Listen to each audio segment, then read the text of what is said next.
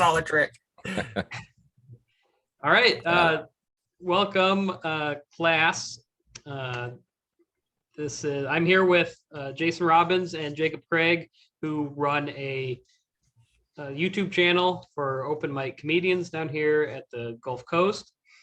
And the reason why I wanted to get these two is because they actually run a channel, and I've had a lot of students in the past ask me for like tips on how to do it, and I think it'd be best to have people who actually do this sort of thing. Some background: they started a channel that's weekly chats with comics. Some of the chats are just them two, but usually they have a guest, and it's centered around open mic comedians who are just starting out, and then veteran comedians who are working on their material. And I'm here to ask them a couple questions about running a YouTube channel. So is there anything you two would like to add before I get going? Well, just the thing is, we do run the YouTube channel, but honestly, for us, it's not, YouTube is not our number one priority. It's because we go live to Twitch every week, my personal Twitch channel. And this is mostly a audio podcast. So our YouTube channel is just basically, I can export the video straight from Twitch to YouTube, and then I go in and I tweak it a little bit. I make a cover, basically a cover photo for it every week, and change up all the tags and everything for it. But really don't do a whole lot for our YouTube channel. That's just basically just consistency for us. Cool. Yeah, I'm stuck in like 2009 because I've missed the Twitch explosion. Yeah. I know that's where everything's going. So yeah, we try to be on every media platform. We do target YouTube as well as Spotify, like anywhere you can get your podcasts. But we do have a YouTube channel that we try to build. Cool. Actually, you know what? That just sparks a question that I just have. As new formats come up, like competitors to YouTube, do you mess with that, or do you wait till they get established? Well, just recently, we made a huge move with as far as the audio portion of the podcast. We used to go with a company called Libsyn, and Libsyn is a company that has been doing podcasts since podcasts began. They were pretty much the gold standard as far as hosting your podcast, which it's a monthly fee to host your podcast because they have to store it. You have to have the bandwidth. And it's been that same model, with Libsyn, Podbean, all the different hosting sites for podcasts for the last, 15, 20 years. And then all of a sudden, here comes Spotify, who wants to, corner the market on podcasters. And they just created a brand new platform called Anchor.fm. Both of my podcasts, I recently moved to Anchor FM because it's free storage. It's basically, it sends it out everywhere you need to go, like I normally did with Libsyn, and it's absolutely free. So Spotify is doing, coming in and undercutting everybody because they're making money off the back end by inserting the ads, which you have control over that. They fit you with the different people that, they take your statistics and everything, and they kind of figure out what your audience wants, and you get to pick what you want to do an ad for, and they put that in your show for you. You can pick however many ads you want to put in your episode. They're making money on the back end that way. So they don't have to charge upfront like Libsyn did. So it's made the most sense in the world to go to a free format that basically does the same thing, because they're trying to corner that market. So if you're in this, keep your eye out for companies that are doing things like this, like Spotify comes in, makes something that they just shook up the entire podcasting industry with Anchor.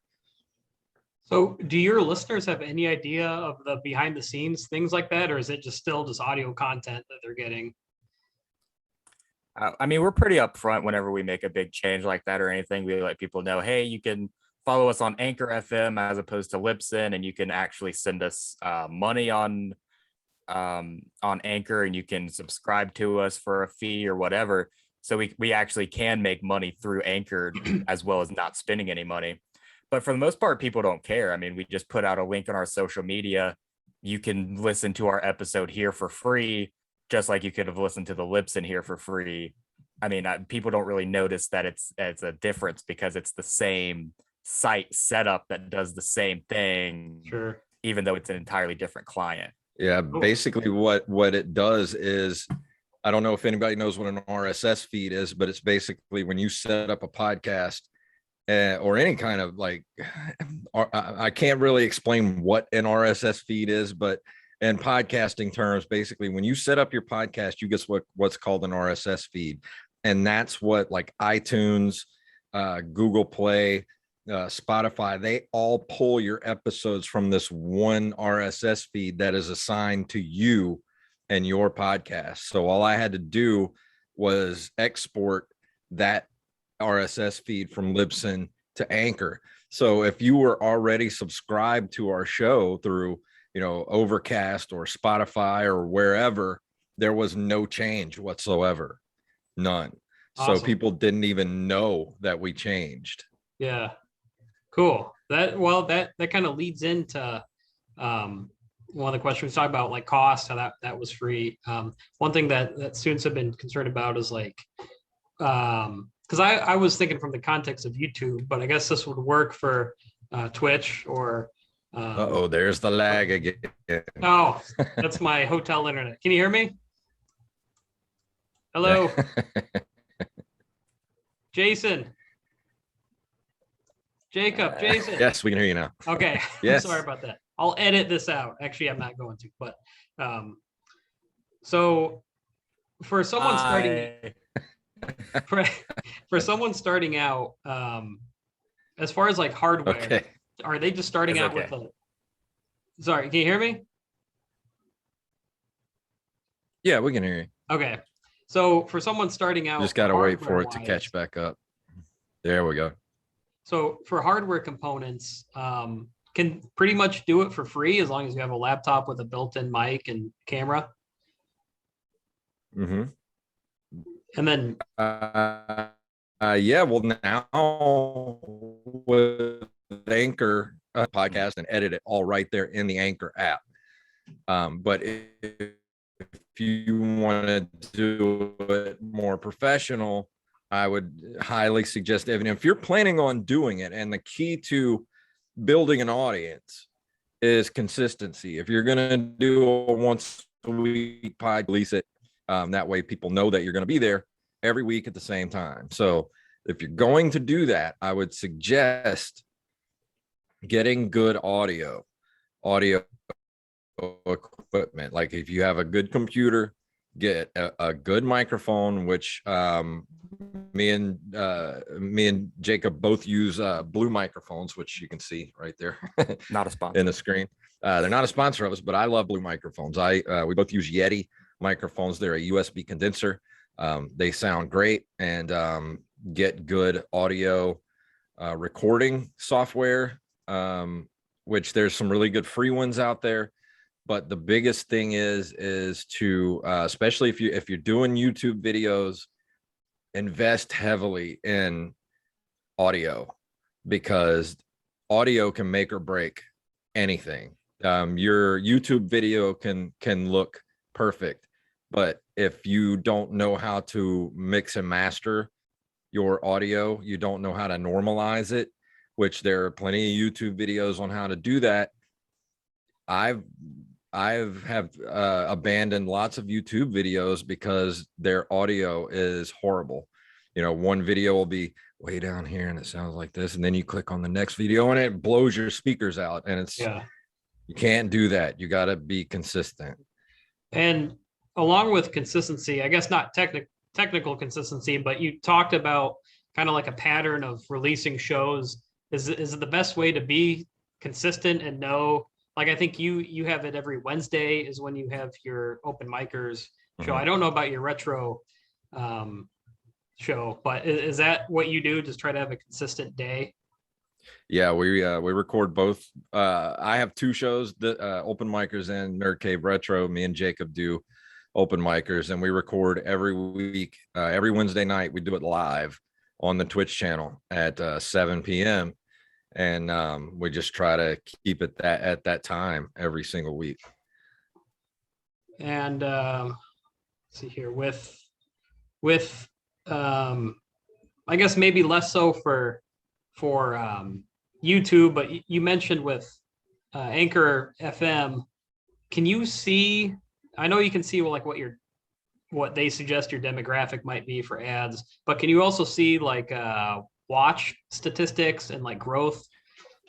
Yes, it's got all that stuff in there. It's got the ages of the people, genders, like male, female, non-binary, other. It tells you all those statistics for your shows. Do you target a demographic, or did you just start and see what came in? Well, I'd say it's a little harder for open micers, wouldn't you think, Jacob? Because with like Nerd Cave Retro, it's a very specific genre. Right. It's easier to target for you guys. For us, basically we didn't target a demographic of people, but we targeted entertainers. When we started Open Micers, it was kind of, well, let's make a podcast by entertainers for entertainers, and then normal people can come into that, and it's almost like they're in a green room or they're behind the scenes listening to what actually goes on in comedy or in music or in acting, when the people that we're targeting are people like us. But even if you're not an entertainer, you can listen to this and get your entertainment value. And as we've progressed, we've kind of moved away from that. But I mean, our demographic is just people who like comedy or like the people that we're talking to, or like music or anything like that. So I mean, I guess whatever demographic is most into whatever guest we have on by a certain week, then that's kind of the demographic that we would be targeting for that week. Oh, awesome. Is it tempting to like chase a demographic, I guess? If you notice something, does that change your content, or is it, or not for us, but no, I can understand why other creators would do that, but for I feel us, like we just kind of want to create our own show. Yeah, I feel like if we tried to chase a demographic, then we won't catch anything. We're just kind of like, we're gonna do our thing. We're gonna be who we are, and if you like that, then that will cause people to be like, hey, did you listen to this show? I mean, word of mouth is how podcasters survive. And not to mention, in pretty much everything, the demographic comes to you. You don't go after the demographic. Because you look at Joe Rogan's podcast, the biggest podcast on the planet right now. Joe Rogan didn't target white males from 18 to 50. White males from 18 to 50 found Joe Rogan, and he brought in that demographic because that's just the demographic that he attracts. Yeah. Cool. Awesome. That's all the questions. Oh no, I have one more big one. If you had to like start everything over again, what have you learned? What was the biggest stumbling block that you ran into? I think for our shows, probably we tried to structure it too heavily in the beginning. And now we're a little more just, it's more of a, once the show starts, it's just conversational with whoever we're interviewing. And in the beginning, we kind of had different sections we wanted to do, and everything was just mapped out before we even turned on the microphones. Yeah, and I think for me, it's the guests we've had on in the beginning. I mean, we would have them on, and then it would kind of just be stale. And of course, we're moving into these segments, but the guests don't really have anything to talk about. We don't necessarily have anything to prompt them with. And when I'm booking guests now, I try to book guests who have things to promote, like local podcasters who want to talk about their podcast, local comedians who have a show coming up. And of course, we have a fun conversation, and then we just kind of circle back to why they're on our show promoting. And that helps with getting people on our podcast too, is give them a reason to actually come on and talk to us. Well, another thing too, when you let entertainers, like if you're interviewing someone, we've learned a lot about interviewing over the last year and change that we've been doing the show. When you're interviewing people, just kind of guide them and let them talk and let them guide the conversation, because it's a lot. It just feels so rigid when you're, all right, I'm going to ask you a question, you tell me an answer, I'm going to ask you another question. You get so much more out of people whenever you just let them, like wind up their little thing on their back and just let them go. I feel like my interviewing skills are probably at the very beginning stage, so like I'm under a microscope now. But cool. Awesome. Yeah. And about the structure, I was gonna say I watched your most recent one, episode 64 or 60, whatever the most recent one was. And so like your guest didn't show up, and I didn't even like, it was natural. And you guys both flowed really well with that. Yeah. And it was not a showstopper at all. So it was very well. Cool. It helps when you're friends and you can just make fun of one another for a solid hour. That's true. That's true. And that's my fault too, because I'm in charge of getting the guest to the podcast. Yeah. So whenever a guest doesn't show up, that's completely on me. But before we go, I will say one thing, as far as when you say demographics, but I think that the more of a niche you find, like I feel like Open Micers took a little while to find its niche over the last year and change. But when I started Nerd Cave Retro, there were no other podcasts out there about, retro gaming. And I wanted to hear a show about retro gaming. I couldn't find one. So I started one, and we're going on 5 years now. And, Open Micers is still building. Nerd Cave Retro pays for everything. Like pays for when we were still paying for, the Libsyn fees and everything. Nerd Cave Retro was paying for everything. So, that show, like it started off because it was such a niche genre. Like the more niche you get, it feels like I think the better you do, because people are searching for that one thing, especially if there's not a market for it. Yeah, that's awesome. So it's like an incubator, like that incubated this podcast that you're doing. Yeah, now. Exactly. Cool. That's awesome. Yeah, you have like so the more niche your idea is, the better. Oh, I'm sorry. Oh, you're good. There's 260 episodes of Nerd Cave Retro. Yeah. Do you have any on like the Super Scope 6 or? No. Now that you talk about it, that's actually a good idea. Yeah, that thing was awesome. All right. And I'm still playing Age of Empires on my computer, so that's those games are great. There's nothing wrong with that. So all right, well that's all the questions I had. If there's any more parting words or anything for any students that are wanting to start out with this. Anything you got there, Jacob? Yeah, just the best advice is to just go for it, just do your research, do your due diligence.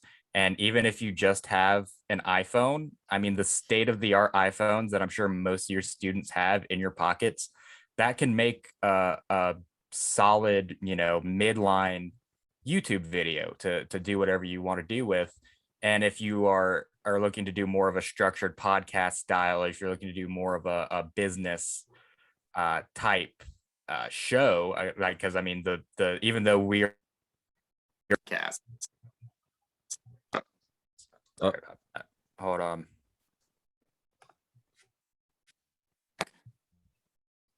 I think we lost your audio. Check. Yep, there you are. Gotcha. All right, you're gonna have to edit that. But anyways, yeah, what I was saying is even if you are just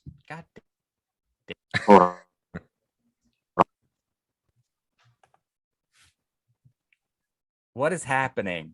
You sound fine now. Okay. Yeah, you're good. It keeps fucking kicking. Yeah, it keeps kicking off my mic from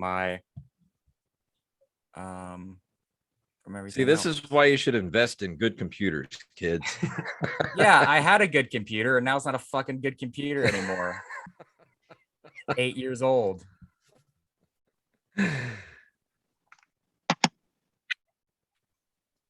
Hold on.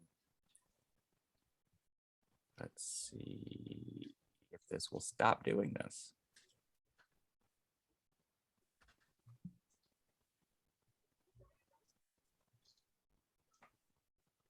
I've got After Effects, which is super easy to edit with.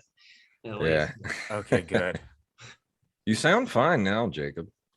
Okay. Yeah, as I was saying, if you want to just enter, even if you want to enter into something that's more business oriented, because even though we do an entertainment podcast show, I mean, this is still a business for us. We still look at this as a business, promoting on social media like it's a business. If you're going to a business like this with a partner like we are, it's very important to know your roles as you and your partner. Because me and Jason, we know our roles. I book guests. I do that almost exclusively. It's my job to get the guests on the podcast, to give them reminders, to keep up with what's happening when. And it's Jason's job to record the episodes, distribute them, do all the technical stuff, make sure the audio is good. And we can't have our show without either of us doing our jobs. I mean, if one of us just decided, hey, I don't want to do open micers anymore, it's going to be very hard to replace the other one. It's going to be pretty much impossible.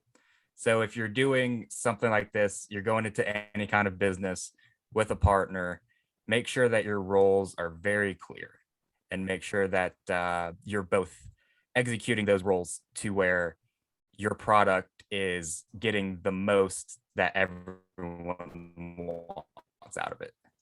Awesome. That is really good advice for business students. So that applies to any business, really, I think, for a partnership. So yeah. Cool.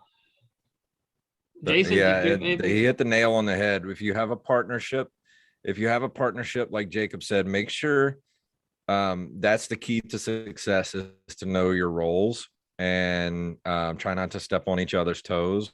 But if you just try to work with someone that that you can talk to and give and take advice, because this show wouldn't work if we had personality clashes. So if you're going to do anything sort of in the entertainment industry or whatever, as far as like a YouTube video or podcast, make sure you have people you're working with that know what they're doing and know what they're supposed to do and do it. Awesome. All right. Well, with that, I would like to share a link to, I guess, what platform should I send to the students to put in with this video? They can actually go to either at Open Micers on Twitter, Open Micers Podcast on Facebook, and they can go straight to our Patreon at openmicers.com. Okay. And I think that's them. Pretty much they can download the podcast wherever podcasts are available. Awesome. All right. Well, I really appreciate both of you. So this is no problem. This is awesome. Thank you very much for having us. Yep. I don't know how to end one of these. Andy. What's that? Thank you for having us, Professor Andy. Yeah. Yes. And I'll look forward to seeing you at more joint shows. Oh yeah, you'll be hosting it, Jacob. So I'll see you. Yes, I will. Yeah, Krang. I did magic, and then Krang has told me immediately. He's like, I don't like magic acts. So I'm like, all right. Thanks. I'm more lenient. You can do whatever you want. Cool. All right. Well, thank you both. Have a good one. All right, and let me know if you need this audio. I'll have it. You can just send me your email, and I'll send it to you. Yeah, I'm gonna look right after this. I'll let you know either way. So okay. All right. Thank you both. All right.